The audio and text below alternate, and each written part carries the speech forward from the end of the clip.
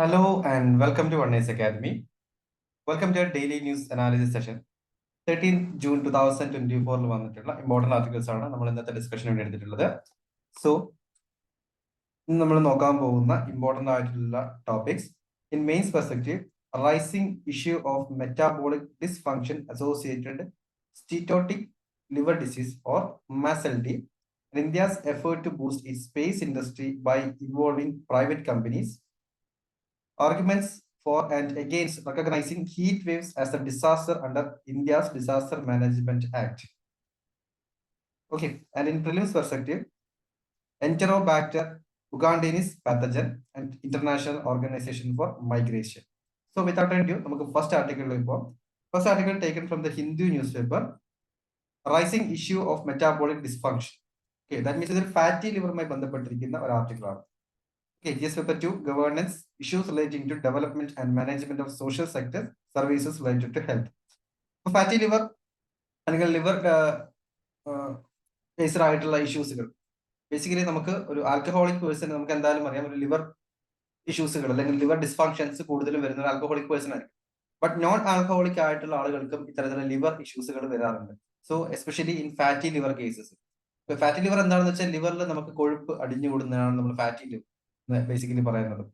Okay, so ഇപ്പൊ recent ആയിട്ട് നമ്മുടെ ഇന്റർനാഷണൽ ഫാറ്റി ലിവർ ഡേ ആഘോഷിച്ചിട്ടുണ്ടായിരുന്നു. ആക്ട് നൗ സ്ക്രീൻ ടുഡേ എന്നായിരുന്നു അതിന്റെ slogan. Act now screen today. Okay, so ഇത് ബേസിക്കലി ഈ ഒരു MASLD എന്ന് പറഞ്ഞിരിക്കുന്ന ഫംഗ്ഷൻ നമുക്ക് നോൺ ആൽക്കഹോളിക് ലിവർ ഡിസീസ് എന്ന് വേണമെങ്കിലും പറയാം. So what's the current status of fatty liver disease in India? ഇന്ത്യയിൽ നോക്കുകയാണെന്നുണ്ടെങ്കിൽ ഇതിന്റെ prevalence first of all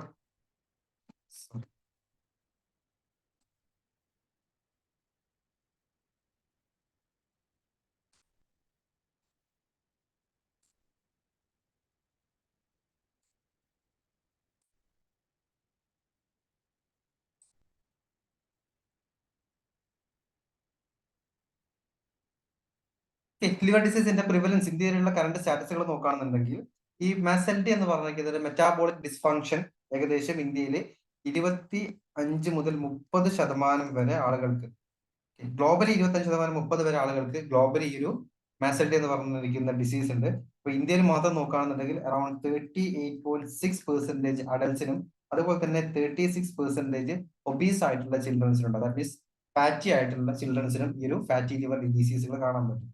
so ഈ ഒരു ഹൈ റേറ്റ് MASLD എന്ന് പറഞ്ഞിരിക്കുന്നത് മെറ്റാബോളിക് ഡിസ്ഫങ്ഷൻ അല്ലെങ്കിൽ ലിവർ ഡിസീസുകൾ കാണുന്നത് എസ്പെഷ്യലി ഡയബറ്റിക്സ് ഉള്ള ആളുകളിലാണ്. ഡയബറ്റിക്സ് ഉള്ള ആളുകളിൽ ഏകദേശം 55 മുതൽ 59% വരെ നമുക്ക് കാണാൻ പറ്റും.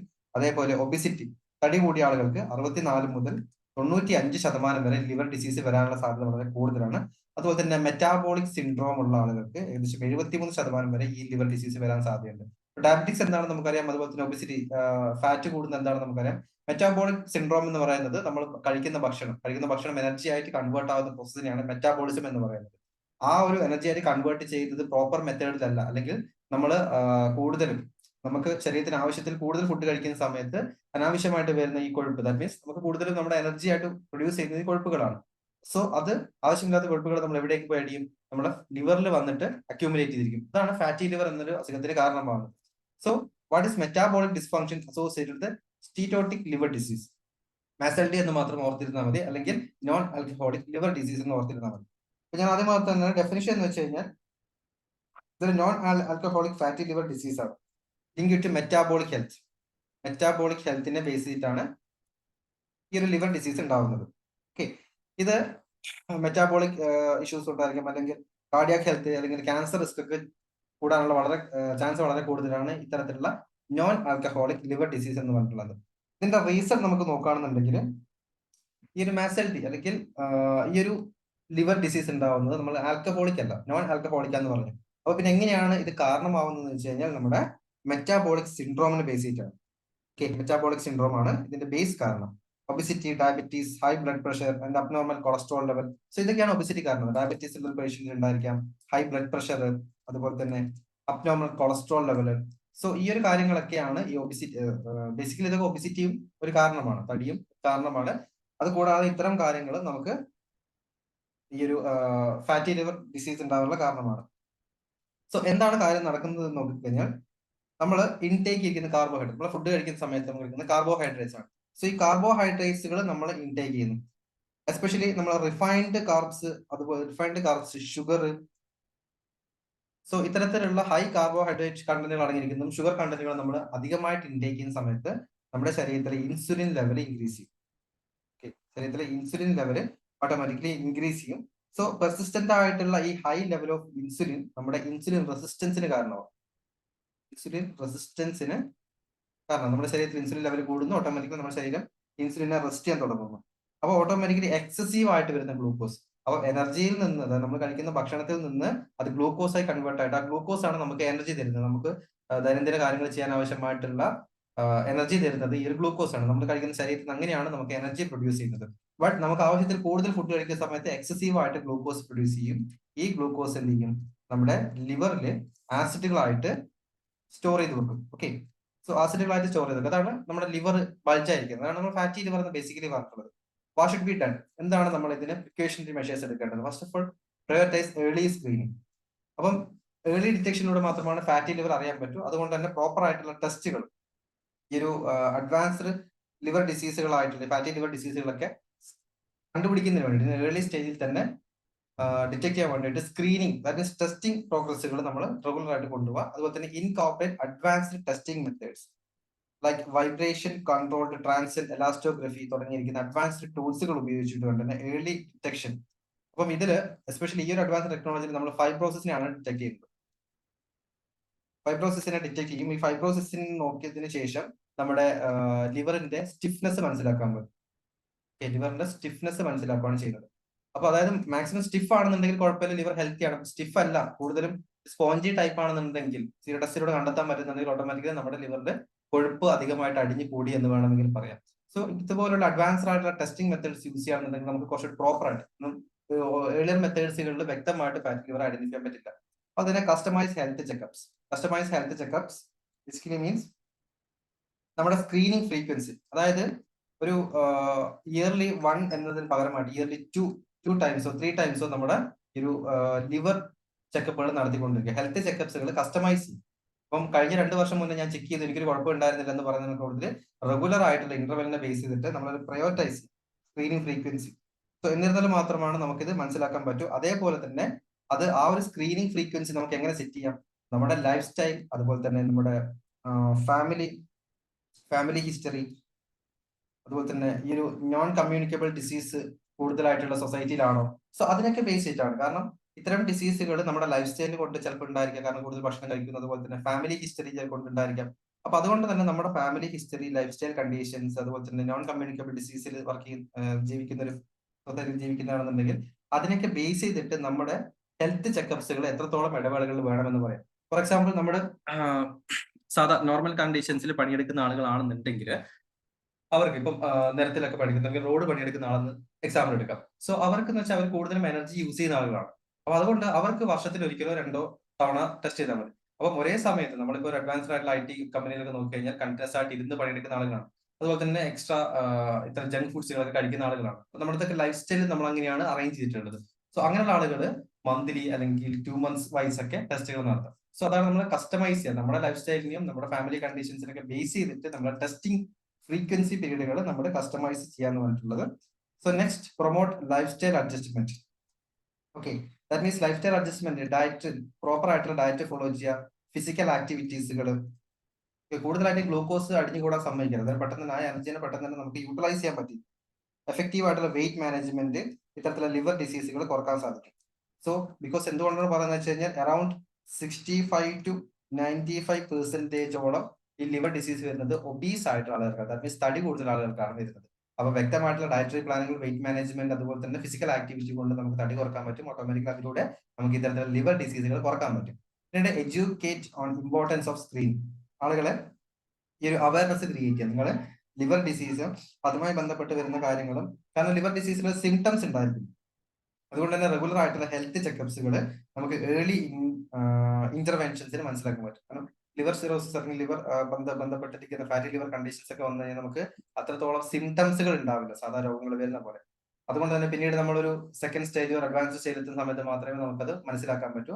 അതുകൊണ്ട് ഏർലി ഡിറ്റക്ഷന് ഒരു പ്രോപ്പർ ആയിട്ട് നിങ്ങൾ ഹെൽത്തി ആണെന്നുണ്ടെങ്കിൽ പോലും പ്രോപ്പർ ആയിട്ടുള്ള ഒരു സ്ക്രീനിങ് മെത്തേഡ്സുകൾ നിങ്ങളൊന്ന് ചെയ്ത് നോക്കുക. എന്നാൽ മാത്രമേ അത് സ്ക്രീനിങ് ചെയ്യണമെന്ന് പീപ്പിൾസിനെ എഡ്യൂക്കേറ്റ് ചെയ്തുകൊണ്ടിരിക്കും. ഓക്കെ, സോ ഇത്രയുമാണ് നമുക്ക് ആർട്ടിക്കിൾസ് നോക്കാനുള്ളത്. Moving on to next article. India's effort to boost its space industry by involving private companies. UPSC syllabus GS Paper 3 Science and Technology Awareness in the Field of Space ബന്ധപ്പെട്ടിരിക്കുന്ന ആർട്ടിക്കിളാണ്. So ഈ article discuss ചെയ്യുന്ന കാര്യം എന്ന് വെച്ച് കഴിഞ്ഞാൽ നമ്മുടെ space ഇൻഡസ്ട്രിയിലേക്ക് കൂടുതലും private എൻറ്റിറ്റീനെ കൊണ്ടുവരാനാണ് ഉദ്ദേശിക്കുന്നത്. ഓക്കെ, സോ എന്തുകൊണ്ടാണ് ഈ പ്രൈവറ്റ് ഇൻഡസ്ട്രീസിനെ ഇതിനകത്തേക്ക് കൊണ്ടുവരണം എന്ന് വെച്ച് കഴിഞ്ഞാൽ നമുക്ക് റീസെന്റ് ആയിട്ട് നാസയുടെ ഒരു എക്സ്പീരിയൻസ് എടുത്ത് നോക്കാം. നാസ സ്പേസ് ഷട്ടിൽ ഒഴിവാക്കിയിട്ടുണ്ടായിരുന്നു. അപ്പൊ സ്പേസ് ഷട്ടിൽ എന്ന് വെച്ച് കഴിഞ്ഞാൽ ഭൂമിയിൽ നിന്ന് നമ്മുടെ ഇന്റർനാഷണൽ സ്പേസ് സ്റ്റേഷനിലേക്ക് ആസ്ട്രോനട്സിനെ കൊണ്ടുപോവുകയും തിരിച്ചു കൊണ്ടുവരികയും ചെയ്യുന്നതാണ് നമ്മൾ സ്പേസ് ഷട്ടിൽ എന്ന് പറഞ്ഞിട്ടുള്ളത്. അപ്പം ഇത് നാസ 2011 ഇതിൽ നിന്ന് നാസ വിരമിച്ചിട്ടുണ്ടായിരുന്നു. എന്നിട്ട് ഈ ഒരു പ്രോഗ്രാം ഇപ്പം കണ്ടിന്യൂ ചെയ്യുന്നത് സ്പേസ് എക്സ് ആണ്. അപ്പൊ സ്പേസ് എക്സ് നമുക്ക് എല്ലാവർക്കും അറിയാം, എലോൺ മസ്കിന്റെ ഒരു പ്രൈവറ്റ് കമ്പനിയാണ് സ്പേസ് എക്സ് എന്ന് പറഞ്ഞിട്ടുള്ളത്. അപ്പൊ നാസ 2011 ഇത് നിർത്തിവെച്ചതിന് ശേഷം ഇത്തരം കാര്യങ്ങളിലേക്ക് എന്താണ് സ്പേസ് എക്സുകൾ കടന്നു വരികയും അത്ര പ്രൈവറ്റ് എൻറ്റിറ്റീസ് കടന്നു വരികയും അങ്ങനെ കടന്നു വന്നതോട് തന്നെ അവരുടെ സ്പേസ് ഇൻഡസ്ട്രീസ് നല്ല രീതിയിൽ ബൂസ്റ്റ് ചെയ്തിട്ടുണ്ടായിരുന്നു. ഓക്കെ, സോ ഇന്ത്യൻ കണ്ടീഷൻസിൽ ഇത്തരത്തിലുള്ള പ്രൈവറ്റ് എൻറ്റിറ്റീസിനെ കൊണ്ടുവരാണെന്നുണ്ടെങ്കിൽ ചെറിയ ചെറിയ പ്രോഗ്രാംസുകൾ അല്ലെങ്കിൽ ചെറിയ കാര്യങ്ങളൊക്കെ നമുക്ക് ഈസി ആയിട്ട് ഈ ഒരു പ്രൈവറ്റ് കമ്പനിക്ക് ചെയ്യാൻ പറ്റുമെന്നാണ് പറയുന്നത്. For example end of space shuttle program NASA 2011 space shuttle program ISS international space സ്റ്റേഷനിലേക്ക് ആളുകളെ കൊണ്ടുപോകുന്നൊക്കെ ഉണ്ടായിരുന്നു. അപ്പൊ അതിനുശേഷം അത് നിർത്തിയതിനു ശേഷം പിന്നീട് ഒരു 30 വർഷക്കാലത്തോളമായിട്ട് സ്പേസ് സ്റ്റേഷനിലേക്ക് ആരാണ് കൊണ്ടുപോയത്? നാസ ആയിരുന്നു സ്പേസ് സ്റ്റേഷനിലേക്ക് ആസ്ട്രോനട്സിനെ കൊണ്ടുപോയിട്ടുണ്ടായിരുന്നത്. സോ ഇമ്മീഡിയറ്റ് ആയിട്ട് നമുക്ക് അതിന് റീപ്ലേസ്മെന്റ്, അതായത് പെട്ടെന്നൊരു പ്രൈവറ്റ് കമ്പനിനെ നമുക്ക് ഉൾപ്പെടുത്താൻ പറ്റിയിട്ടുണ്ടായിരുന്നില്ല നാസക്ക്. നാസ എന്ത് ചെയ്തു? നാസ സ്പേസ് ഷട്ടിലിന് വേണ്ടിയിട്ട് റഷ്യയുടെ സോയൂസ് സ്പേസ് ക്രാഫ്റ്റുകൾ ഉപയോഗിച്ചു. റഷ്യ മെയ്ഡ് ആയിട്ടുള്ള സോയൂസ് സ്പേസ് ക്രാഫ്റ്റുകൾ ഉപയോഗിച്ചിട്ടാണ് ഇന്റർനാഷണൽ സ്പേസ് സ്റ്റേഷനിലേക്ക് ആസ്ട്രോനട്സിനെ കൊണ്ടുവരികയും തിരിച്ചു കൊണ്ടുവരും ആ ഷട്ടിൽ സർവീസുകൾ നടത്തിക്കൊണ്ടിരുന്നത്. അപ്പൊ നാസ അതിൽ നിന്ന് റിട്ടയർഡ് ചെയ്യും ബേസിക്കലി. അപ്പൊ അതിനുശേഷം പ്രൈവറ്റ് സെക്ടർ നാസ അവിടെ അമേരിക്കയിൽ പ്രൈവറ്റ് സെക്ടർ ഇൻക്രീസ് ചെയ്യുന്നു, എസ്പെഷ്യലി സ്പേസ് എക്സുകൾ ഇൻക്രീസ് ചെയ്യുന്ന സമയത്ത് ഈ സ്പേസ് എക്സ് എന്ത് ചെയ്തു? ഈ പറഞ്ഞിരിക്കുന്ന റഷ്യൻ ബിൽഡ് ആയിട്ടുള്ള കാര്യങ്ങൾ ഉപയോഗിക്കേണ്ട, ഞങ്ങളായിട്ട് ഒരു ക്രൂ, അങ്ങനെ അതിന് വേണ്ടിയിട്ട് അവരൊരു ക്രൂ ഡ്രാഗൺ ഡെവലപ്പ് ചെയ്തു. ഈ ക്രൂ ഡ്രാഗൺ ആണ് ഇപ്പം ഇന്റർനാഷണൽ സ്പേസ് സ്റ്റേഷനിലേക്ക് ആളുകളെ കൊണ്ടുപോകുകയും, അതായത് ആസ്ട്രോനട്സിനെ കൊണ്ടുപോവുകയും തിരിച്ചു കൊണ്ടുവരും ആ ഷട്ടിലിംഗ് ആക്ടിവിറ്റി ചെയ്യുന്നത് ഈ പറഞ്ഞിരിക്കുന്ന സ്പേസ് എക്സ് എന്ന് പറഞ്ഞിരിക്കുന്ന കമ്പനിയാണ്. ഓക്കെ, 2020 ഇത് ലോഞ്ച് ചെയ്തിട്ടുണ്ടായത്. 2025 മുതൽ ഇപ്പം സ്പേസ് ഷട്ടിൽ നടക്കുന്നത് സ്പേസ് എക്സിന്റെ അണ്ടറിൽ വർക്ക് ചെയ്തുകൊണ്ടിരിക്കുന്ന ക്രൂ ഡ്രാഗണിന്റെ ബേസിലാണ് നടന്നുകൊണ്ടിരിക്കുന്നത്. ഓക്കെ, സോ അതായത് 9 വർഷ കാലഘട്ടത്തോളം 2011 9 വർഷക്കാലത്തോളം മറ്റൊരു കൺട്രിയുടെ കാര്യങ്ങൾ ഉപയോഗിച്ച് ചെയ്തുകൊണ്ടിരുന്ന നാസ ഇപ്പം നമ്മുടെ ഓൺ കമ്പനി, ദാറ്റ് മീൻസ് നമ്മുടെ ലാൻഡിൽ തന്നെയുള്ള സ്പേസ് എക്സിന്റെ സഹായത്തോടു കൂടിയാണ് ഈ ഒരു കാര്യം ചെയ്തുകൊണ്ടിരിക്കുന്നത്. സോ അതുവഴി ഏകദേശം നാസക്ക് 95% കോസ്റ്റ് റെഡ്യൂസ് ചെയ്യാൻ പറ്റിയിട്ടുണ്ടായിരുന്നു ഈ ഒരു ഷട്ടിൽ സർവീസിന് വേണ്ടിയിട്ട്. കാരണം ഇനീഷ്യൽ സ്റ്റേജിൽ എന്തായിരുന്നു? ഇത് ബിൽഡ് ചെയ്യണം, ഇതിന്റെ ഓപ്പറേഷൻസ്, ഇതിന്റെ മാനുഫാക്ചറിങ് എല്ലാം തുടങ്ങിയ കാര്യങ്ങൾ നാസ ചെയ്യണമായിരുന്നു. അപ്പൊ ആ ഒരു കാര്യങ്ങളൊക്കെ ഇപ്പം ആരെടുത്ത് ഏറ്റെടുത്തു? സ്പേസ് എക്സ് ഏറ്റെടുത്തുകൊണ്ട് 95% കോസ്റ്റ് നാസക്ക് റെഡ്യൂസ് ചെയ്തു ഈ ഒരു സ്പേസ് ഷട്ടിലിംഗ് കാര്യങ്ങൾക്ക് വേണ്ടിയിട്ട്. അപ്പം what is India doing in space? India എന്ത് ചെയ്യുന്നതാണ് നോക്കുന്നത്. അപ്പം similar to US, India also in some spaces responsibilities shift ചെയ്യാൻ തുടങ്ങുകയാണ്. That means ISRO, Indian space agency ISRO ആണ്. ISRO പ്രൈവറ്റ് കമ്പനീസിനെ ഇൻക്ലൂഡ് ചെയ്ത് ശ്രമിക്കുകയാണ്. അപ്പൊ എന്തിനാണ് പ്രൈവറ്റ് കമ്പനീസ് ഇൻക്ലൂഡ് ചെയ്യുന്നത്? കൂടുതലും ഈ ചെറിയ ചെറിയ ആക്ടിവിറ്റീസുകൾ ചെയ്യാൻ വേണ്ടിയിട്ട്. ഫോർ എക്സാമ്പിൾ PSLV, അതുപോലെ തന്നെ SSLV, അതുപോലെ തന്നെ LVM-3, അതായത് polar satellite launch vehicle, smaller satellite launch vehicle and launch vehicle mark 3. So ഇത്തരത്തിലുള്ള ചെറിയ ചെറിയ ലോഞ്ച് വെഹിക്കിൾസുകൾ ക്രിയേറ്റ് ചെയ്യാൻ വേണ്ടിയിട്ട് പ്രൈവറ്റ് കമ്പനീസിനെ ആഡ് ചെയ്യുകയാണെന്നുണ്ടെങ്കിൽ ഓട്ടോമാറ്റിക്കലി ISROന്റെ കോസ്റ്റ് റിഡ്യൂസ് ചെയ്യാൻ പറ്റും. അതേപോലെ തന്നെ പ്രൈവറ്റ് കമ്പനി ആവുന്ന സമയത്ത് അഡ്വാൻസ്ഡ് ആയിട്ടുള്ള ടെക്നോളജീസ് അവർ യൂസ് ചെയ്യും. പ്രൈവറ്റ് കമ്പനീസ് അങ്ങനെയാണ്, അഡ്വാൻസ്ഡ് ആയിട്ടുള്ള ടെക്നോളജീസ് യൂസ് ചെയ്യും. ന്യൂ ജനറേഷൻ അല്ലെങ്കിൽ ഒരു ന്യൂ ജനറേറ്റീവ് ആയിട്ടുള്ള ടെക്നോളജീസ് യൂസ് ചെയ്തിട്ട് ഈ ലോഞ്ച് വെഹിക്കിൾസ് ക്രിയേറ്റ് ചെയ്യും. കുറച്ചുകൂടി എഫിഷ്യന്റ് ആയിട്ട് നമുക്ക് ഉപയോഗിക്കാൻ പറ്റുമെന്നാണ് പറയുന്നത്. So what impact could this have for India? ഇന്ത്യക്ക് ഉണ്ടാവുന്ന ഇമ്പാക്റ്റുകൾ എന്താണ്? ഇന്ത്യയുടെ ലോഞ്ച് ക്യാപ്പബിലിറ്റീസ് ഇൻക്രീസ് ചെയ്യാൻ പറ്റും. നിലവിൽ നമ്മുടെ ഏകദേശം LVM-3 നിലവിൽ വർഷത്തിൽ 3 LVM-3 ആണ് നമ്മൾ ഉണ്ടാക്കിക്കൊണ്ടിരിക്കുന്നത്. അതിന് പകരമായിട്ട് 6 or 7 നമുക്ക് പ്രൈവറ്റ് കമ്പനീസിനെ കൊണ്ടുവന്നാൽ നമുക്ക് ആനുവൽ പ്രൊഡക്ഷൻസ് 3ൽ നിന്ന് 6ലേക്ക് എത്തിക്കാൻ പറ്റുമെന്നാണ് പറയുന്നത്.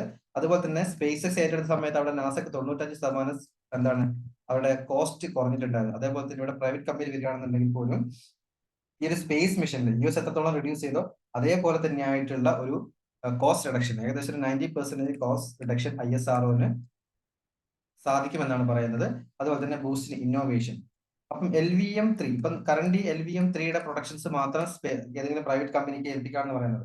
സോ ഓട്ടോമാറ്റിക്കലി ഞാൻ നേരത്തെ പറഞ്ഞ തന്നെ ഈ ഒരു പ്രൈവറ്റ് കമ്പനിക്ക് ഏൽപ്പിക്കുകയാണെന്നുണ്ടെങ്കിൽ അവർ അഡ്വാൻസ്ഡ് ഇന്നോവേഷൻസ് കൊണ്ടുവരും. ഓക്കെ, അവർ ടെക്നോളജി മാത്രം ഉപയോഗിക്കുന്നില്ല, അവർ പുതിയ ഇന്നോവേറ്റീവ് ആയിട്ടുള്ള ഐഡിയാസ് കൊണ്ടുവരാൻ ശ്രമിക്കും. സോ ആ ഐഡിയാസ് നമ്മളെ റോക്കറ്റ് ടെക്നോളജിയും അതുപോലെ തന്നെ സ്പേസ് ഇൻഡസ്ട്രീനെയും നെക്സ്റ്റ് ലെവലിലേക്ക് എത്തി. ISRO കൊണ്ടുവരുന്നതിനെക്കാട്ടും അഡ്വാൻസ്ഡ് ആയിട്ട് ഇന്നോവേഷൻസ്, കാരണം അവിടെ കോസ്റ്റ് എഫക്റ്റീവ് ആക്കണം, പ്രൈവറ്റ് കമ്പനിയാണ്, തീർച്ചയായിട്ടും ഇന്നോവേറ്റീവ് ആയിട്ടുള്ള ഐഡിയ ഉണ്ടെങ്കിൽ മാത്രമേ അതിന് പിടിച്ചു നിൽക്കാൻ പറ്റൂ എന്നുള്ളത് കൊണ്ട് ഇന്നോവേറ്റീവ് ആയിട്ടുള്ള ഐഡിയാസ് പ്രൈവറ്റ് കമ്പനി കൊണ്ടുവരും. ഓക്കെ, സോ ഇതാണ് സ്പേസ് ഇൻഡസ്ട്രിയിലേക്ക് നമ്മുടെ പ്രൈവറ്റ് കമ്പനീസിനെ കൊണ്ടുവരും ഇൻവൈറ്റ് ചെയ്യാൻ വേണ്ടിയിട്ട് ഇന്ത്യയെ പ്രേരിപ്പിക്കുന്ന ഒരു ഘടകം. നാസ ഓൾറെഡി പ്രൂവ് ചെയ്തൊരു കാര്യമാണ്, നമുക്ക് എല്ലാവർക്കും അറിയുന്ന സ്പേസ് എക്സ്. അതുപോലെ തന്നെ ഇവിടെയും സ്പേസ് ഇൻഡസ്ട്രിയിലേക്ക് കൊണ്ടുവരണം എന്നാണ് ISRO ആഗ്രഹിക്കുന്നത്. ഓക്കെ, സോ ഇത്രയുമാണ് നമുക്ക് ആർട്ടിക്കിൾ നോക്കാനുള്ളത്. Moving on to next article from the Indian Express. Arguments for and against recognizing heat waves as a disaster under India's Disaster Management Act. GSFRത്തെ ഡിസാസ്റ്റർ മാനേജ്മെന്റ് ആക്ടുമായി ബന്ധപ്പെട്ടിരിക്കുന്ന ആർട്ടിക്കിളാണ്. അപ്പൊ നമുക്കറിയാം ഇന്ത്യക്ക് ഒരു ഡിസാസ്റ്റർ മാനേജ്മെന്റ് ആക്ട് ഉണ്ട്. 2005 കൊണ്ടുവന്നത് ഡിസാസ്റ്റർ മാനേജ്മെന്റ് ആക്ട് ഓഫ് 2005. അപ്പൊ നമ്മൾ കഴിഞ്ഞ കുറെ ആർട്ടിക്കിൾസിലായിട്ട് ഡിസ്കസ് ചെയ്ത കാര്യമാണ് ഹീറ്റ് വേവ്സ്. നിലവിൽ ഈ ഹീറ്റ് വേവ്സ് എന്ന് പറഞ്ഞിട്ടുള്ളത് നമ്മളൊരു ഡിസാസ്റ്റർ ആയിട്ട് റെക്കഗ്നൈസ് ചെയ്തിട്ടില്ല, ഒരു നാഷണൽ ഡിസാസ്റ്റർ ആയിട്ട് റെക്കഗ്നൈസ് ചെയ്തിട്ടില്ല. നമ്മൾ സുനാമി, സൈക്ലോൺസ് പോലെ റെക്കഗ്നൈസ് ചെയ്തിട്ടില്ല. അപ്പം ഇവിടെ ഹീറ്റ് വേവ്സിനെ നമ്മളൊരു നാഷണൽ ഡിസാസ്റ്റർ ആയിട്ട് റെക്കഗ്നൈസ് ചെയ്യണമെന്നാണ് ഇവിടെ പറയുന്നത്. സോ എന്തിനാണ് ഈ ഒരു ഹീറ്റ് വേവ്സിനെ നാഷണൽ ഡിസാസ്റ്റർ ആയിട്ട് റെക്കഗ്നൈസ് ചെയ്യുന്നത്? നമുക്ക് അതാണ് നോക്കുന്നത്. സോ അതിനു മുന്നേ what are the notified disasters? നിലവിലുള്ള നോട്ടിഫൈ ചെയ്തിരിക്കുന്ന ഡിസാസ്റ്റേഴ്സ് എന്താണ്? ഓക്കെ, സോ നമുക്കറിയാം ഈ DM act of 2005. Okay, DM act of 2005 ആണ്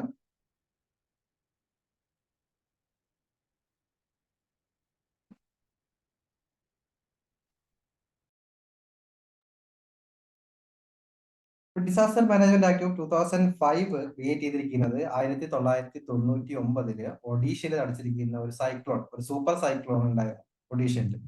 അപ്പം ഒഡീഷയിലെ സൂപ്പർ സൈക്ലോൺ, അതുപോലെ തന്നെ 2004 നമ്മുടെ സുനാമി, എല്ലാവർക്കും അറിയുന്ന കാര്യമാണ് സുനാമി. സുനാമിക്ക് ശേഷമാണ് പിന്നീട് ഗവൺമെന്റ് ഈ ഒരു ഡിസാസ്റ്റർ മാനേജ്മെന്റ് ആക്ട് നിലവിൽ കൊണ്ടുവന്നത്. അങ്ങനെ 2005 ഇത് കൊണ്ടുവരികയും ചെയ്തു. അപ്പം ഇതിന്റെ ഒരു ഉപയോഗം എന്ന് വെച്ച് കഴിഞ്ഞാൽ നമ്മള് നാഷണൽ ലെവലില് ഉണ്ടാകുന്ന ലോസ് ഓഫ് ലൈഫ്, പ്രോപ്പർട്ടി അല്ലെങ്കിൽ എൻവയോൺമെന്റൽ ഡാമേജ് ഉണ്ടാക്കുന്ന തരത്തിലുള്ള ഡിസാസ്റ്റേഴ്സിനെ കൈകാര്യം ചെയ്യാൻ വേണ്ടിയിട്ടാണ് ഈ ഡിസാസ്റ്റർ മാനേജ്മെന്റ് ആക്ട് കൊണ്ടുവന്നിട്ടുള്ളത്. അപ്പം എന്താണ് ഇതിൻ്റെ അകത്ത് പറഞ്ഞിരിക്കുന്നത്, എന്താണ് ഡിസാസ്റ്റർ എന്ന് ചോദിച്ചു കഴിഞ്ഞാൽ സിമ്പിൾ ആയിട്ട് പറയാൻ പറ്റും. ഒരു ഇഷ്യൂ ഉണ്ടായിട്ട് അല്ലെങ്കിൽ ഒരു ഏതെങ്കിലും തരത്തിലുള്ള ഡിസാസ്റ്റർ ഉണ്ടാവുന്നു, ആ ഡിസാസ്റ്റർ ആ ഒരു കമ്മ്യൂണിറ്റിക്ക് തിരിച്ച് കോപ്പപ്പ് ചെയ്യാൻ പറ്റുന്നില്ല എന്നുണ്ടെങ്കിൽ, അതുകൊണ്ടുണ്ടാവുന്ന നഷ്ടങ്ങൾ തിരിച്ച് കോപ്പപ്പ് ചെയ്യാൻ പറ്റുന്നില്ല എന്നുണ്ടെങ്കിൽ അതിനാണ് നമ്മൾ ഡിസാസ്റ്റർ എന്ന് ബേസിക്കലി പറയുന്നത്. ഫോർ എക്സാമ്പിൾ, നമ്മുടെ നാട്ടിലേക്ക് ചെറിയൊരു കാറ്റടിക്കുന്ന സമയത്ത് അല്ലെങ്കിൽ ചെറിയൊരു വെള്ളപ്പൊക്കം ഉണ്ടാവുന്ന കരുതാം. ഓക്കെ, ഇപ്പൊ ഫ്ലഡ് ഓൾറെഡി ഡിസാസ്റ്റർ ആണ്, എന്നാലും നമുക്കൊരു ഹൈപ്പോത്തറ്റിക്കൽ സിറ്റുവേഷൻ എടുക്കാം. സോ അങ്ങനെയുള്ള കണ്ടീഷൻസിൽ വലിയ കുഴപ്പമൊന്നുമില്ല, നമുക്ക് ഉണ്ടാകുന്ന ചെറിയ ചെറിയ നഷ്ടങ്ങൾ, ഇപ്പൊ വീടാണെന്നുണ്ടെങ്കിൽ ചെറിയ മതിലിടിയുന്നു അല്ലെങ്കിൽ ചെറിയ ഇഷ്യൂസുകളൊക്കെ ആണെന്നുണ്ടെങ്കിൽ നമുക്ക് ആ കമ്മ്യൂണിറ്റിക്ക് അത് കോപ്പപ്പ് ചെയ്തെടുക്കാൻ പറ്റുന്നുണ്ടെങ്കിൽ അത് ഡിസാസ്റ്റർ ആയിട്ട് കൈകാര്യം ചെയ്യില്ല. ബട്ട് അതിന് പകരമായിട്ട് നമുക്ക് കോപ്പപ്പ് ചെയ്തെടുക്കാൻ പറ്റില്ല, വളരെ വലിയ വലിയ നഷ്ടങ്ങൾ ഉണ്ടാകുന്നു ഒരു ഡിസാസ്റ്റർ കൊണ്ടുവന്നിട്ടുണ്ടെങ്കിൽ അതിനെയാണ് നമ്മൾ ഡിസാസ്റ്റേഴ്സ് എന്ന് ബേസിക്കലി ക്ലാസിഫൈ ചെയ്യുന്നത്. ഇപ്പൊ സൈക്ലോൺസ് ആയിക്കോട്ടെ അല്ലെങ്കിൽ ഫ്ലഡ് ആയിക്കോട്ടെ മറ്റെന്തെങ്കിലും കാര്യങ്ങളായിക്കോട്ടെ നമുക്കത് കോപ്പപ്പ് ചെയ്തെടുക്കാൻ പറ്റില്ല. കാരണം അത്രയും ഹൈലി ഡേഞ്ചറസ് ആയിട്ടുള്ള രീതിയിൽ നമുക്ക് ഒരിക്കലും തിരിച്ചെടുക്കാൻ പറ്റില്ല normal conditions, normal human being. So അങ്ങനെയുള്ള കാര്യങ്ങളാണ് നമ്മൾ ഡിസാസ്റ്റേഴ്സ് ആയിട്ട് ഡിഫൈൻ ചെയ്തിട്ടുള്ളത്. ലോസ് ഓഫ് ലൈഫ്, അതുപോലെ തന്നെ ലോസ് ഓഫ് പ്രോപ്പർട്ടി ആൻഡ് എൻവയോൺമെന്റൽ ഡാമേജ്, അത് കമ്മ്യൂണിറ്റിക്ക് കോപ്പപ്പ് ചെയ്തെടുക്കാൻ പറ്റില്ലെങ്കിൽ അങ്ങനെ ഉണ്ടാകുന്ന ഡിസാസ്റ്റേഴ്സിനെ നമ്മൾ ഡിസാസ്റ്റേഴ്സ് ആയിട്ട് നോട്ടിഫൈ ചെയ്യും as per DM act of 2005 പ്രകാരം. സോ അങ്ങനെ ഇതിന് ഡിസാസ്റ്റർ മാനേജ്മെന്റ് ആയിട്ട് ആക്ട് ചെയ്ത് കഴിഞ്ഞാൽ എന്ത് ലഭിക്കും? നമുക്ക് NDRF അതുപോലെ തന്നെ SDRF എന്ന് പറഞ്ഞിട്ട് ഫണ്ടുകളുണ്ട്. ഇത് സ്റ്റേറ്റിന്റെ ആണ്, ഇത് നാഷണൽ ലെവലിലാണ്. അതായത് നാഷണൽ ഡിസാസ്റ്റർ റെസ്പോൺസ് ഫണ്ട്. അപ്പം എന്തെങ്കിലും ഇഷ്യൂസുകൾ ഉണ്ടെങ്കിൽ നമ്മളെ ഈ കോപ്പപ്പിന് ആവശ്യമായിട്ടുള്ള എമൗണ്ട് അല്ലെങ്കിൽ ഡിസാസ്റ്റർ ഹാൻഡ് ചെയ്യാനുള്ള എമൗണ്ട് നമുക്ക് NDRF-ൽ നിന്നോ SDRF-ൽ നിന്നോ നമുക്ക് എടുക്കാം. അപ്പം കഴിഞ്ഞ 2023-24 കാലഘട്ടത്തിൽ എടുക്കുകയാണെന്നുണ്ടെങ്കിൽ ഏകദേശം 2 സ്റ്റേറ്റുകൾ മാത്രമാണ് NDRF-ൽ നിന്ന് ഫണ്ട് റിലീസ് ചെയ്തിട്ടുള്ളത്. കാരണം സ്റ്റേറ്റിനുമുണ്ട് ഒരു ഡിസാസ്റ്റർ റിലീഫ് ഫണ്ട്. അപ്പൊ ഡിസാസ്റ്റർ റിലീഫ് ഫണ്ട് ആയിരിക്കും. ഇപ്പൊ കേരളത്തിൽ ഒരു ഫ്ലഡ് ഉണ്ടായി, കേരളത്തിൽ നിന്ന് ഫ്ലഡ് ഉണ്ടായ സമയത്ത് ഓട്ടോമാറ്റിക്കലി നമ്മൾ സ്റ്റേറ്റ് ഡിസാസ്റ്റർ റിലീഫ് ഫണ്ടിൽ നിന്ന് നമ്മൾ പൈസ നോക്കും. അത് നമുക്ക് തികഞ്ഞില്ല എന്നുണ്ടെങ്കിൽ നമ്മൾ എവിടെ നിന്ന് എടുക്കും? നാഷണൽ ഡിസാസ്റ്റർ റെസ്പോൺസ് ഫണ്ടിൽ നിന്ന് എടുക്കും. പക്ഷെ ഇതൊക്കെ എങ്ങനെയാണ് എടുക്കാൻ പറ്റുക? ഇതൊക്കെ നോട്ടിഫൈ ചെയ്തിരിക്കുന്ന ഡിസാസ്റ്റർ ആണെന്നുണ്ടെങ്കിൽ മാത്രമാണ് നമുക്ക്, അതായത് റെക്കഗ്നൈസ് ചെയ്ത് കഴിഞ്ഞാൽ മാത്രമാണ് നമുക്ക് ഇത്തരം ഇഷ്യൂസിൽ നിന്ന് സ്റ്റേറ്റ് ഡിസാസ്റ്ററിൽ നിന്ന് ഫണ്ട് ലഭിക്കാൻ പറ്റും. അപ്പൊ എന്താണ് ഇതിന്റെ ദാറ്റ് മീൻസ് നമ്മുടെ ഹീറ്റ് വേവ്സിനെ ഡിസാസ്റ്റർ മാനേജ്മെന്റ് ആക്ടിലേക്ക് കൊണ്ടുവരണം എന്ന് പറയുന്ന ആളുകളുടെ ആർഗ്യുമെന്റ്സ് എന്താണെന്ന് നോക്കാം. Increase frequency and severity.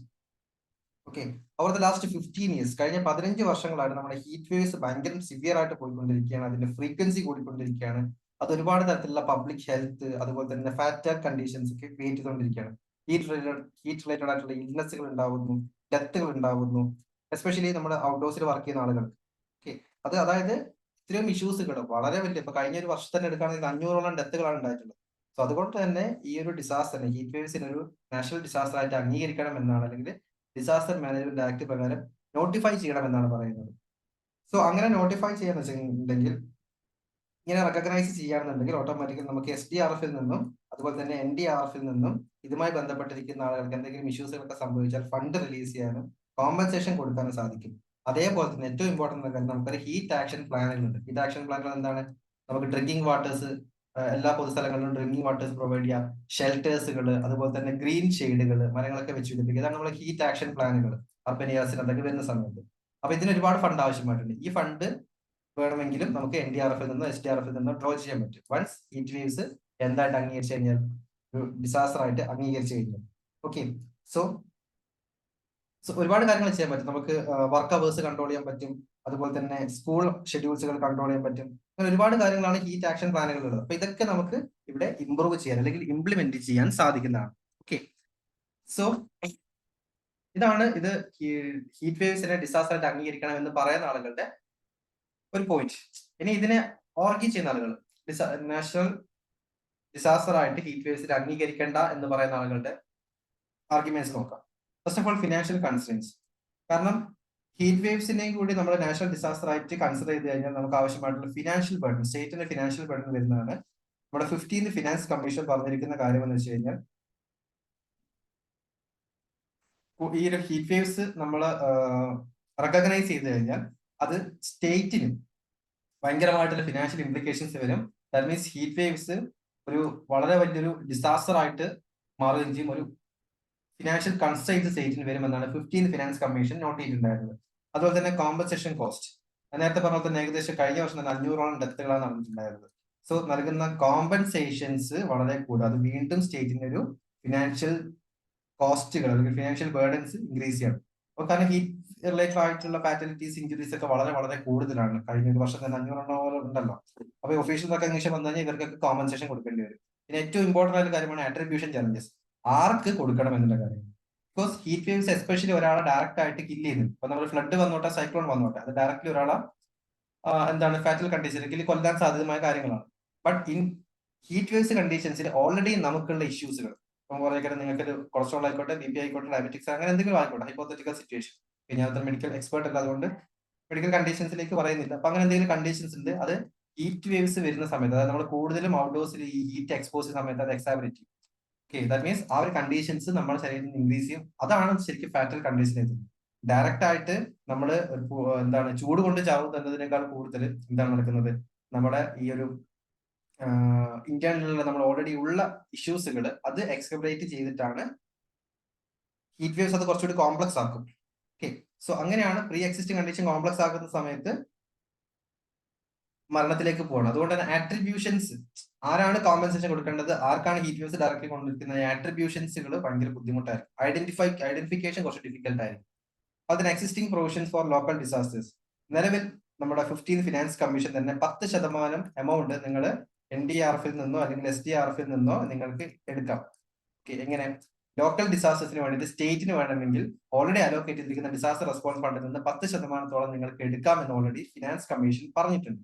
So heat വേവ്സിന് വേണമെങ്കിൽ നിങ്ങൾ ആ ഒരു പ്രൊവിഷൻ ഉപയോഗിച്ചോളൂ, 10% നിങ്ങൾ എടുത്തോളൂ. നിങ്ങൾ അതിനെ റെക്കഗ്നൈസ് ചെയ്യാൻ നോക്കുന്നത് എന്നാണ് പറഞ്ഞിട്ടുള്ളത്. അപ്പൊ നിലവിൽ നമ്മുടെ സ്റ്റേറ്റ്സ് ആയിട്ടുള്ള ഹരിയാന, ഉത്തർപ്രദേശ്, ഒഡീഷ, കേരള ഒക്കെ ഹീറ്റ് വേവ്സിനെ ഓൾറെഡി ഒരു ലോക്കൽ ഡിസാസ്റ്റേഴ്സ് ആയിട്ട് അംഗീകരിച്ചിട്ടുണ്ട്. സോ ലോക്കൽ ഡിസാസ്റ്റർ അംഗീകരിച്ചെന്ന് ചെയ്യാൻ പറ്റും, നമുക്ക് ഈ 10% എമൗണ്ട് നമുക്ക് ഇവിടുന്ന് ഡ്രോ ചെയ്യാൻ പറ്റും. ഓക്കെ, NDRF നിന്ന് SDRF നിന്ന് 10% നമുക്ക് എടുക്കാൻ പറ്റും. അപ്പോൾ ഓൾറെഡി അങ്ങനത്തെ ഒരു ഫിനാൻഷ്യൽ ഒരു വേ നമുക്ക് അവിടെ ഉള്ളത് കൊണ്ട് എന്തിനാണ് പിന്നീട് അത് റെക്കഗ്നൈസ് ചെയ്യണമെന്നാണ് ഇതിനെ അഗെയിൻസ്റ്റ് ആയിട്ട് ആർഗ്യൂ ചെയ്യുന്ന ആളുകളുടെ ആർഗ്യുമെന്റ്സ് വന്നിട്ടുള്ളത്. ഇത്രയുമാണ് നമുക്ക് ആർട്ടിക്കിൾ നോക്കാനുള്ളത്. Moving on grim space article.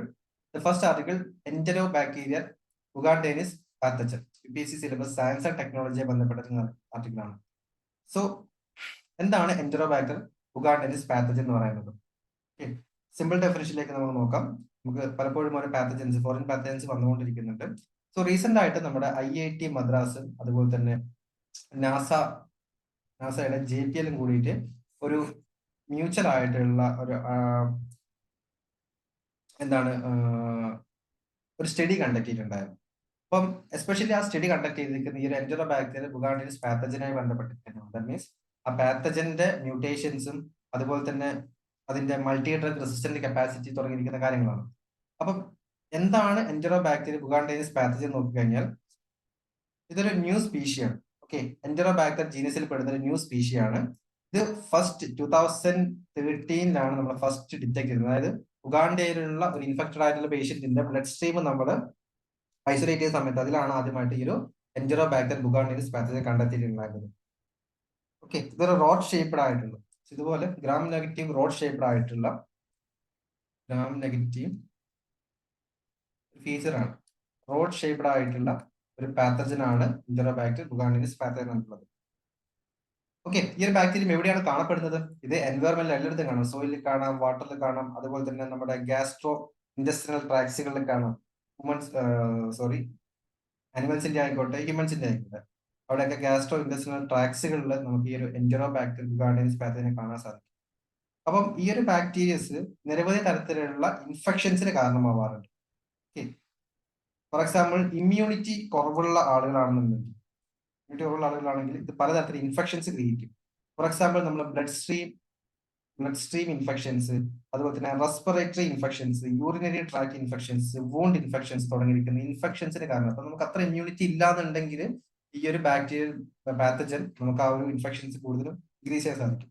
അതുപോലെ തന്നെ ഇതിന് ഏറ്റവും ഇമ്പോർട്ടന്റ് ആയിട്ടുള്ള ഒരു പ്രത്യേകത വെച്ചാൽ ഇതൊരു മൾട്ടിപ്പിൾ ആന്റിബയോട്ടിക്സ് റെസിസ്റ്റൻസ് ആണ്. ദാറ്റ് മീൻസ് ഇതിന്റെ ട്രീറ്റ്മെന്റ് വളരെ ചലഞ്ചിങ് ആണ്. അതായത് ഈ ഒരു ബാക്ടീരിയക്ക് നമ്മൾ ഒരു 5ഓളം ടാബ്ലറ്റ്സ് ഉണ്ടെന്ന് കേൾക്കും പല രോഗങ്ങൾക്കായിട്ട്. അപ്പൊ ഏത് ടാബ്ലറ്റ്സ് ഉപയോഗിച്ചാലും ഇതിനെല്ലാം റെസിസ്റ്റ് ചെയ്യും. ഓക്കെ, അതായത് ഈ പാത്തജൻ ഇല്ലാതാക്കാൻ വേണ്ടി നമ്മൾ ഏതൊക്കെ ടാബ്ലറ്റ്സ് ഉപയോഗിച്ചോ അതാണ് മൾട്ടി ഡ്രഗ് റെസിസ്റ്റന്റ് എന്ന് പറയുന്നത്. ഓക്കെ, സോ അതുകൊണ്ട് തന്നെ നമ്മുടെ ട്രീറ്റ്മെന്റ് ഭയങ്കര ചലഞ്ചിങ് ആയിരിക്കും.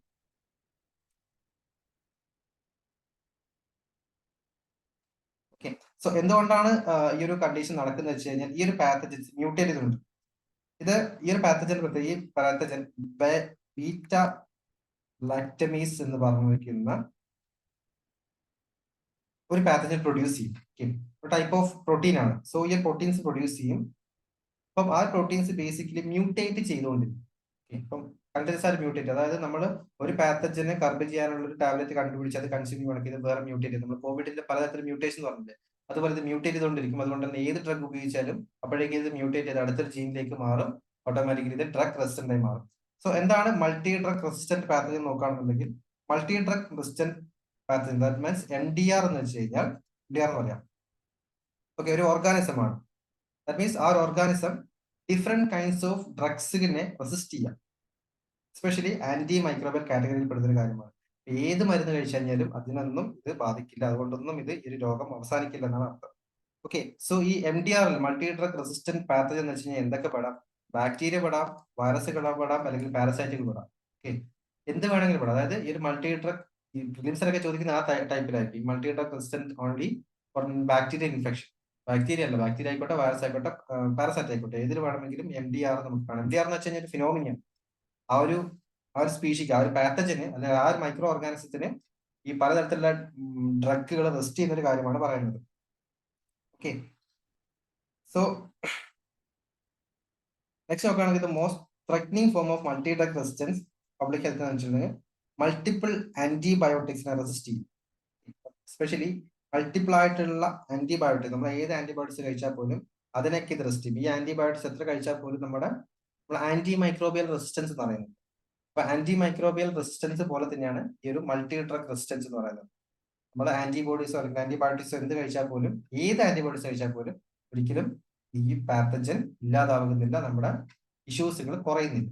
ഓക്കെ, അതിനെയാണ് നമുക്ക് ആർട്ടിക്കിൾ നോക്കാനുള്ളത്. Moving on to the final article, international organization for migration. UPSC syllabus international ഓർഗനൈസേഷനെ ബന്ധപ്പെട്ടിരിക്കുകയാണ്. സോ യുഎന്നിന്റെ അണ്ടറിലുള്ള ഒരു സിസ്റ്റമാണ് international organization for migration. So ഇത് എന്തിനാണെന്ന് വെച്ച് കഴിഞ്ഞാൽ നമ്മുടെ ഒരു രാജ്യത്ത് നിന്ന് മറ്റു രാജ്യത്തേക്കുള്ള മൈഗ്രേഷൻസ്, സോ അത് ഒരു ജോലിക്കാവാം, ജോബിനാവാം. ഇപ്പൊ നോർമൽ കണ്ടീഷൻസിലെ മൈഗ്രേഷൻസ് ഉണ്ട്, അതേപോലെ തന്നെ നമ്മൾ എന്താണ് അഭയാർത്ഥി റെഫ്യൂജീസ് ആയിട്ടുള്ള മൈഗ്രേഷൻസ്, രണ്ട് തരത്തിലുള്ള മൈഗ്രേഷൻസ് ആണ് ഐഡന്റിഫൈ ചെയ്തിട്ടുള്ളത്. അല്ലെ, നമ്മുടെ ഇപ്പൊ ജോലിക്കൊക്കെ നമ്മൾ മറ്റു രാജ്യങ്ങളിലേക്ക് പോകാം, അതൊരു ടൈപ്പ് മൈഗ്രേഷൻ ആണ്. അതേപോലെ തന്നെ ഒരു എന്തെങ്കിലും ഏതെങ്കിലും രാജ്യത്തിൽ വാർ നടക്കുന്ന സമയത്ത് നമ്മുടെ രാജ്യത്തേക്കോ നമ്മൾ മറ്റു രാജ്യത്തേക്കോ പോകുന്നു, അല്ലെങ്കിൽ രാജ്യങ്ങൾ തമ്മിൽ തന്നെ ആളുകൾ മൂവ് ചെയ്തുകൊണ്ടിരിക്കുന്നു, ഇത് റെഫ്യൂജി മൈഗ്രേഷൻ. സോ ഈ കാര്യങ്ങളൊക്കെ ഹാൻഡിൽ ചെയ്യുന്നതാണ് യുണൈറ്റഡ് നേഷൻസിന്റെ അണ്ടറിലുള്ള ഈ ഒരു ഇന്റർനാഷണൽ ഓർഗനൈസേഷൻ മൈഗ്രേഷൻ എന്ന് പറഞ്ഞിട്ടുള്ളത്. 1951 ഇത് ഫൗണ്ട് ചെയ്തിട്ടുള്ളത്. ഇതിന്റെ ഹെഡ് ക്വാർട്ടേഴ്സ് ജനീവ, സ്വിറ്റ്സർലൻഡിലാണ് ഉള്ളത്. ഇതിന്റെ ഗൈഡിംഗ് പ്രിൻസിപ്പിൾസ് എന്ന് വെച്ച് കഴിഞ്ഞാൽ യുഎന്നിന്റെ ചാർട്ടേഴ്സ് ആണ് ഇതിന്റെ guiding principle, especially focusing on human rights, respect for the rights, dignity, wellbeing of migrants paramount. അതായത് ഈ മൈഗ്രേറ്റ് ചെയ്യുന്ന ആളുകൾ മറ്റു രാജ്യത്ത് നിന്ന് ഒരു വാർ നടന്ന് നമ്മുടെ രാജ്യത്തേക്ക് വന്നതിൽ അവരെ റെസ്പെക്ട് ചെയ്യണം എന്നുള്ളത് യുണൈറ്റഡ് നേഷൻസ് അംഗീകരിച്ച കാര്യമാണ്. അവരുടെ റൈറ്റ്സുകളെ റെസ്പെക്ട് ചെയ്യണം, അവരുടെ ഹ്യൂമൻ റൈറ്റുകളെ റെസ്പെക്ട് ചെയ്യണം, അവർക്ക് ഡിഗ്നിഫൈ ചെയ്തിരിക്കുന്ന ലൈഫ് കൊടുക്കാൻ പറ്റണം, അവരുടെ വെൽബീയിങ്. അപ്പം ഒരിക്കലും മറ്റു രാജ്യത്തേക്ക് കടന്നു വരുന്നത്, ഇപ്പൊ ആഫ്രിക്കയിൽ നിന്ന് കുറച്ച് പേര് നമ്മുടെ രാജ്യത്തേക്ക് അവിടെ ഒരു വാർ നടന്ന സമയത്ത് ഇങ്ങോട്ടേക്ക് കടന്നു നിർത്തിയിട്ട് അവർ മൈഗ്രേറ്റഡ് ആണ് എന്ന് പറഞ്ഞ് നമ്മൾ അവരെ ഉപദ്രവിക്കുന്ന സമയത്ത് നമ്മുടെ മുകളിൽ ആരും യുഎന്നിന്റെ ഈ ഓർഗനൈസേഷൻ വന്നിട്ട് ഇന്ത്യ ഗവൺമെന്റിനോട് പറയും ഇതൊന്നും ചെയ്യാൻ പാടില്ല എന്ന് പറയും. ഓട്ടോമാറ്റിക്കലി നമ്മൾ അംഗീകരിക്കുകയും ചെയ്യും. ഓക്കെ, നിലവിൽ ഇതിന് 175 മെമ്പർ സ്റ്റേറ്റ്സുകളും 8 ഒബ്സർവർ സ്റ്റാറ്റസും ഉണ്ട്. ഒബ്സർവർ സ്റ്റാറ്റസ് എന്ന് വെച്ച് കഴിഞ്ഞാൽ ഇതിൽ ഒരു പുറത്ത് നിന്ന് നോക്കി കാണുന്ന ഒരാളെ പോലെ ഇതിന്റെ ആക്റ്റീവ് മെമ്പർ ആയിട്ട് അഡ്രസ് ചെയ്തിട്ടില്ല. സോ ഇതിന്റെ ഒബ്ജക്റ്റീവ് എന്ന് വെച്ച് കഴിഞ്ഞാൽ saving lives and protecting migrants and finding solution for displaced persons, creating safe and regular migration pathways. That means ഈ മൈഗ്രേഷൻ നടക്കുന്ന സമയത്ത് ഒരു വാർ നടന്ന് മൈഗ്രേറ്റ് ചെയ്യുന്ന ആളുകളെ അവരുടെ ലൈഫ്സുകൾ പ്രൊട്ടക്ട് ചെയ്യാം. ഇപ്പം ഒരു രാജ്യത്ത് നിന്ന് ഒരു വാർ നടക്കുന്നു, ആ രാജ്യത്ത് നിന്ന് മറ്റു രാജ്യത്തേക്ക് ആളുകൾ താമസിക്കാം അല്ലെങ്കിൽ കുടിയേറി പാർക്കാൻ വരുന്നത് എന്തിനാണ് വരുന്നത്? രക്ഷപ്പെടാൻ വേണ്ടിയിട്ടാണ്. അപ്പൊ അങ്ങനെയുള്ള ആളുകളെ ലൈഫ്സ് പ്രൊട്ടക്ട് ചെയ്യുന്നതിന് വേണ്ടിയിട്ടും ആ മൈഗ്രൻസിനെ പ്രൊട്ടക്ട് ചെയ്യുന്നതിന് വേണ്ടിയിട്ടും ഈ ഒരു ഇതിന്റെ ഒബ്ജക്റ്റീവ് ആണ്. അതിനന്തരം മുന്നിൽ നിൽക്കുന്ന ആരായിരിക്കും? ഈ ഒരു യുഎന്നിന്റെ മൈഗ്രേഷൻ ഏജൻസി ആയിരിക്കും. പിന്നീട് ഈ ഒരു ഡിസ്പ്ലേസ്ഡ് പേഴ്സൺസിന്, ഇപ്പൊ ഇങ്ങനെ ഡിസ്പ്ലേസ് ചെയ്ത് ഈ ഒരു രാജ്യത്തേക്ക് കടന്നു വന്നിരിക്കുന്ന ആളുകൾക്ക് വ്യക്തമായിട്ടുള്ള ഡിഗ്നിഫൈഡ് ആയിട്ടുള്ള ലൈഫ് കൊണ്ടുപോകേണ്ടി, അവർക്ക് ആവശ്യമുള്ള റിഫ്യൂജി സ്റ്റാറ്റസുകൾ നൽകണ്ടേ? അപ്പൊ ആ കാര്യങ്ങളും ഈ ഒരു ഓർഗനൈസേഷൻ ആണ് നോക്കുന്നത്. Then finally creating safe and regular migration pathways. Normal ആയിട്ടുള്ള കണ്ടീഷൻസ്, നമ്മൾ ഒരു രാജ്യത്ത് നിന്ന് മറ്റു രാജ്യത്തേക്ക് പോകുന്നു, ജോലിക്കായിക്കോട്ടെ, പഠിത്തത്തിനായിക്കോട്ടെ, എന്ത് വേണമെങ്കിലും ആയിക്കോട്ടെ. അപ്പോൾ അങ്ങനത്തെ കാര്യങ്ങളിൽ പോകുന്ന സമയത്ത് ഒരു റെഗുലർ ആയിട്ടുള്ള മൈഗ്രേഷൻ പാത്വേസുകൾ നമുക്ക് ക്രിയേറ്റ് ചെയ്യുന്നതും ഈ ഒരു ഇന്റർനാഷണൽ ഓർഗനൈസേഷൻ ഫോർ മൈഗ്രേഷൻ ആണ്. ഇതിന്റെ mandate to provide services and advice to government and migrants including internally displaced persons, refugees and migrant workers. ഇതിന്റെ ഉദ്ദേശം എന്ന് വെച്ചാൽ ഒബ്ജക്റ്റീവിനെക്കാൾ ഇതിന്റെ മാൻഡേറ്റ് എന്ന് വെച്ച് കഴിഞ്ഞാൽ എന്തിനാണ് സ്ഥാപിച്ചിരിക്കുന്നത് വെച്ച് കഴിഞ്ഞാൽ ഗവൺമെന്റിന് എന്താണ് ഒരു യുഎന്നിന്റെ ഒരു ഓർഗനൈസേഷൻ പലതരത്തിൽ ഗവൺമെന്റുമായിട്ട് ഹാൻഡിൽ ചെയ്യുന്നതാണല്ലോ. അപ്പോൾ അവരോട് പറഞ്ഞു കൊടുക്കുക. ദാറ്റ് മീൻസ് ഗവൺമെന്റിനെ അഡ്വൈസ് ചെയ്യാം. ഈ ഇന്റേണലി ഡിസ്പ്ലേസ് ചെയ്തിരിക്കുന്ന പേഴ്സൺസ് ആയിക്കോട്ടെ, അല്ലെങ്കിൽ റെഫ്യൂജീസ് ആയിക്കോട്ടെ, അല്ലെങ്കിൽ മൈഗ്രന്റ് വർക്കേഴ്സ് ആയിക്കോട്ടെ, അതേപോലെ മൈഗ്രന്റ് വർക്കേഴ്സ് ആയിക്കോട്ടെ, അവർക്ക് ആവശ്യമായിട്ടുള്ള കാര്യങ്ങൾ എന്തൊക്കെയാണ് നിങ്ങൾ ചെയ്തു കൊടുക്കേണ്ടത്? ഹോസ്റ്റ് കൺട്രീസ് ആയിക്കോട്ടെ, അല്ലെങ്കിൽ ലീവ് ചെയ്യുന്ന കൺട്രി ആയിക്കോട്ടെ, അവർക്ക് ആവശ്യമുള്ള കാര്യങ്ങൾ ചെയ്തു കൊടുക്കാനുള്ള ഒരു ഇന്റർനാഷണൽ നോം ആണ് ഈ ഒരു ഓർഗനൈസേഷൻ പ്രൊവൈഡ് ചെയ്ത് കൊടുക്കുന്നത്. ഇതിന്റെ കീ ഏരിയാസ്, വർക്ക് ചെയ്ത key areas, migration and development. It works to maximize the benefits of migration for home and host country as well as migrants. ഒരു രാജ്യത്ത് നിന്ന് മറ്റു രാജ്യത്തേക്ക് പോകുന്ന സമയത്ത് ഈ പോകുന്ന കൺട്രീസും അവിടെ പോയി താമസിക്കുന്ന കൺട്രീസും ഈ മൈഗ്രൻസ് ഇടയിലുള്ള പോകുന്ന ആളുകൾ ആരൊക്കെയാണ്? മൈഗ്രൻസ്. ഇവരുടെ ഒക്കെ ക്ഷേമത്തിന് വേണ്ടി പ്രവർത്തിക്കുക. അതുപോലെ തന്നെ migration health service provides health service and support to migrants and displaced population. So ഈ പോയാൽ മാത്രം പോലെ ഇവർക്ക് ആവശ്യമുള്ള ഹെൽത്ത് ഫെസിലിറ്റീസും ഹെൽത്ത് കണ്ടീഷൻസും എൻഷുർ ചെയ്യണം. അതും ഈ ഒരു ഓർഗനൈസേഷന്റെ കീ ഏരിയ ആണ്. Then emergency operations. That means എന്തെങ്കിലും ഒരു വാറോ കാര്യങ്ങളോ നടക്കുന്നുണ്ടെങ്കിൽ ഒരു റിക്കവറി, ദാറ്റ് മീൻസ് ഇവിടെയുള്ള ആളുകളെ മറ്റൊരു കൺട്രിയിലേക്ക് മാറ്റണം എന്നൊക്കെ തോന്നുകയാണെന്നുണ്ടെങ്കിൽ അവിടെയും ഈ ഒരു ഓർഗനൈസേഷനാണ് മുന്നോട്ടേക്ക് വരുന്നത്. അതായത് ഒരു transport assistance, temporary shelter, rebuilding infrastructure തുടങ്ങിയ കാര്യങ്ങളിലേക്കൊക്കെ ഇതാണ് ഇതിന്റെ കീ ഏരിയ ഓഫ് വർക്ക് എന്ന് പറയുന്നത്. ഇനി counter traffic. It actively combats human traffic. That means ഈ ഒരു ട്രാഫിക്കിംഗ്, ദാറ്റ് മീൻസ് ഒരു രാജ്യത്ത് നിന്ന് മറ്റു രാജ്യത്തേക്ക് ആൾ കടത്താണെന്നുണ്ടെങ്കിൽ പോലും അതിന്റെ പ്രിവെൻഷൻ ആയിക്കോട്ടെ, പ്രൊട്ടക്ഷൻ ആയിക്കോട്ടെ, അതുമായി ബന്ധപ്പെട്ട ആളുകളെ അറസ്റ്റ് ചെയ്യുന്നതായിക്കോട്ടെ, പ്രോസിക്യൂഷൻസും എല്ലാ കാര്യങ്ങളും നോക്കുന്നതും ഈ ഒരു ഇന്റർനാഷണൽ ഓർഗനൈസേഷൻ ഫോർ മൈഗ്രേഷൻ ആണ്. ആവശ്യമായിട്ടുള്ള അസിസ്റ്റൻസ് വിക്ടിംസിന് കൊടുക്കുകയും അതുപോലെ തന്നെ ആവശ്യമായ ശിക്ഷ ഈ പറഞ്ഞിരിക്കുന്ന കൺവിക്സിന് കൊടുക്കുകയും ചെയ്യും. ഓക്കെ, സോ ഇത്രയുമാണ് നമുക്ക് ഈ ആർട്ടിക്കിൾസ് നോക്കാനുള്ളത്. Just international organization of migration, ആ ഓർഗനൈസേഷനെ പറ്റിയിട്ടുള്ള ഏകദേശം എല്ലാ കാര്യങ്ങളും നമ്മൾ നോക്കിയിട്ടുണ്ട്. UPSC പ്രിലിംസ് ഈ ഓർഗനൈസേഷനെ ബന്ധപ്പെട്ടിരിക്കുന്ന ക്വസ്റ്റ്യൻ തീർച്ചയായിട്ടും നിങ്ങൾക്ക് ആൻസർ ചെയ്യാൻ സാധിക്കണം. ബിക്കോസ് ഇത്രയുമാണ് IOM പറ്റി, അല്ലെങ്കിൽ IOM പറ്റി നമുക്ക് അറിയാനുള്ളത്. സോ സോ വിട്ടുകളയരുത്, നന്നായിട്ട് പഠിക്കാൻ ശ്രമിക്കാം. Anyway, moving on to mains question time. The first question: what is the significance of early screening and personalized health checks in detecting and managing metabolic dysfunction associated with steatotic liver disease? And second question: discuss how the retirement of NASA's space shuttle led to the growth of the US private sector and compare it to the India's current strategy of innovating private companies. And third question: discuss the factors influencing the debate over whether to classify heat waves as recognized disaster under Disaster Management Act, considering both the arguments for and against such a recognition and their respective implications. So please do write the answers and send as PDF to this number for early evaluation. Anyway, thank you for the time. നിങ്ങൾക്ക് നമ്മുടെ power ബാച്ചിൽ already admission close ചെയ്യാൻ പോവാണ്. നിങ്ങൾക്ക് join ചെയ്യാൻ താല്പര്യമുള്ള കുട്ടികൾ താഴെ തന്നിരിക്കുന്ന നമ്പറിലേക്ക് കോൺടാക്ട് ചെയ്യുകയാണെന്നുണ്ടെങ്കിൽ നിങ്ങൾക്ക് ജോയിനിങ് പ്രൊസീജിയേഴ്സ് കംപ്ലീറ്റ് ചെയ്യാവുന്നതാണ്. എനിവേ, നാളെ മറ്റൊരു ന്യൂസ് അനാലിസിസ് സെഷനുമായി കാണുന്നവരെ thank you and good bye.